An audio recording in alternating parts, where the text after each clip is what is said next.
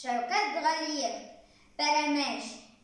Бүген минем туған көн, бәйрәм була торган көн.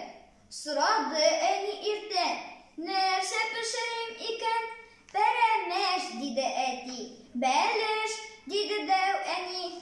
Ә мин киттем камырга, ашханәдән алырга. Әнкәй кисәтте мине, кайтканда ашык, диде. Чыкмасын ташып, диде. Карадым сатып алгач, сатучы үлчәп салгач, бизаным тулыр-тулмас, ташымас, берни булмас. Гәҗитләр карый-карый, мороженое ялый. Киттем кайтыр уңайга, утырдым трамвайга. Шулай кайтып килгәндә, капкач төште идәнгә.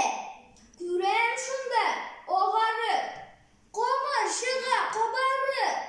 Тиз генә эттем, төртем, савыт эченә кертем. Ә камыр гүя тереп, килә дә чыга кире.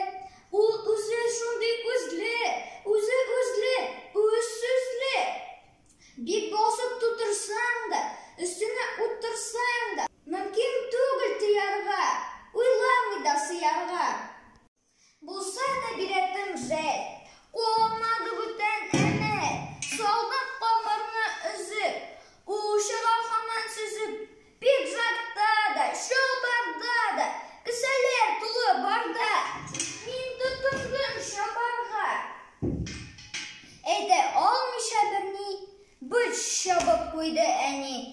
Пәрәмәш, диде әти. Бәлеш